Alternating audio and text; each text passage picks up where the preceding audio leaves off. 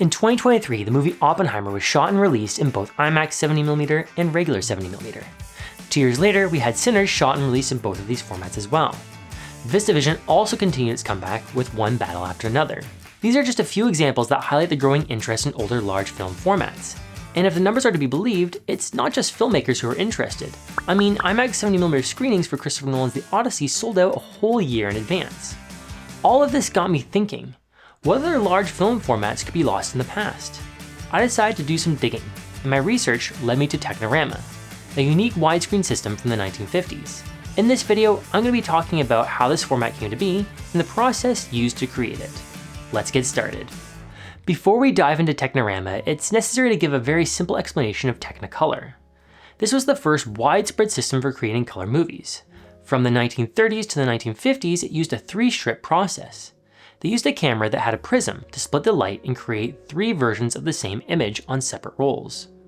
One with red light, one with green light, and one with blue light. These separate frames then used a special dye transfer process where they were inverted to cyan, magenta, and yellow. And when these were finally combined, it made up an image with a complete color profile. This is of course a very simplified explanation of the process, and I encourage you to look into it a little more as it's very fascinating. Compared to black and white movies of the 1930s and 40s, Technicolor films were not as sharp. However, what they lacked in sharpness, they more than made up for with beautiful colored, highly saturated images. Technicolor's dominance was finally tested when Kodak released Eastman Color in 1950, a type of stock that could capture a complete color spectrum on a single 35mm strip. It had a few advantages over Technicolor. 1, it was cheaper since it used less film, and 2, the images were sharper. One downside, however, was that the colors were much more muted. Technicolor did eventually adapt their dye transfer process to be used with the new Eastman Color negative. However, there was one problem. The release of the first Cinerama film in 1952 began the golden age of widescreen formats in Hollywood. The old boxy pictures were gone and wider was better. Cinerama was a process where 3 images were projected simultaneously on a curved screen to create one widescreen image. These movies were filmed using a capturing device that was 3 interlocked cameras with a 27mm lens. This format was popular with audiences, but not very practical for productions. The first widely adopted widescreen format was CinemaScope, which was first used on the film The Robe in 1953. This process used an anamorphic lens to squeeze a widescreen image with an aspect ratio of 2.35:1 onto standard 35mm film. Aspect ratio refers to the width and the height of the picture. Another anamorphic lens would then be used in projection to de-squeeze the frame. The second widely adopted way to create a widescreen image was to mat 35mm film to the desired aspect ratio, the most common one being 1.85:1. Matting refers to the addition of black bars on the top and bottom or sides of the frame to block portions of the image. A movie that was matted for widescreen would require greater magnification to be projected on the new larger screens. This caused the final picture to be less clear. Here is where we come to Technicolor's problem. Both of these processes work decently with the new color film. However, Technicolor's dye transfer process was already producing images that were not as sharp. And when you added in the anamorphic stretch of CinemaScope or the greater magnification of a matted image, the lack of sharpness became much more noticeable. So something had to be done. In 1954, Technicolor partnered with Paramount to produce a new widescreen format called VistaVision. The idea was simple. Instead of running the film through the camera vertically like normal, they would run the image through the camera horizontally. This allowed for a larger picture to be captured. As you can see, a typical 35mm film was 4 perforations high, while VistaVision was 8 wide, doubling the size. Perforations refers to the sprockets used to move the film through a camera or projector. Generally speaking, the larger the film, the clearer and brighter the image will be. Yes, there are some other things that can factor into this, but for the most part, a larger negative produces higher quality pictures than a smaller one. Once a VistaVision image was shot, it would be printed onto regular 35mm using the dye transfer process. This created a matted, widescreen Technicolor picture that not only had beautiful color, but was also much sharper than one shot this way natively on regular 35mm. However, there was still one more problem that had to be solved. Even though they were producing beautiful matted VistaVision prints with Paramount, the wider anamorphic images from CinemaScope were significantly more popular. So Technicolor decided to create their own widescreen system, one that was more compatible with the CinemaScope format. What they came up with was Technirama.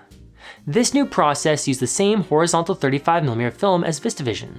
The difference though was it used an anamorphic lens. This squeezed a 2.25:1 widescreen image onto the film. This actually produced a sharper picture than one shot in VistaVision since it used the entire frame instead of a matte.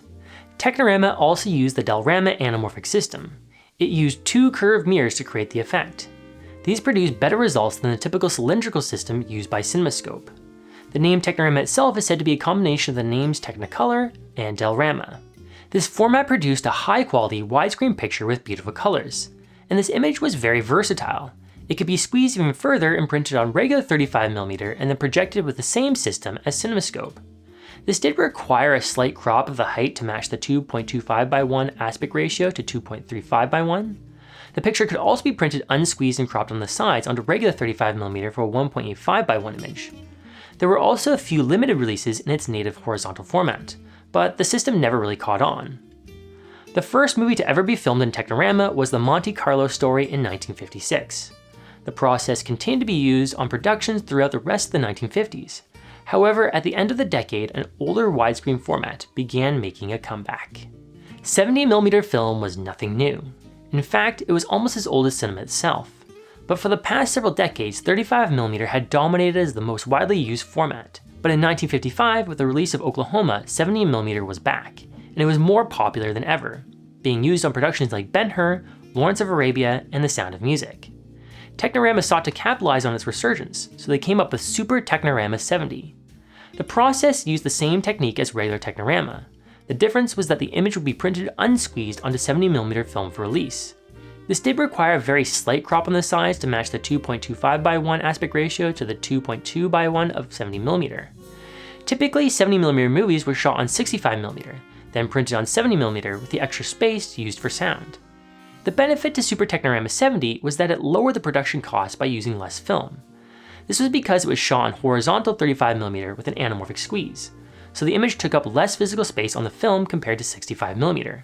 However, the smaller size also meant that the image had a slightly lower quality. The first movie to use the Super Technirama 70 process was Sleeping Beauty in 1959. The entire Technirama format continued to be used throughout the 1960s.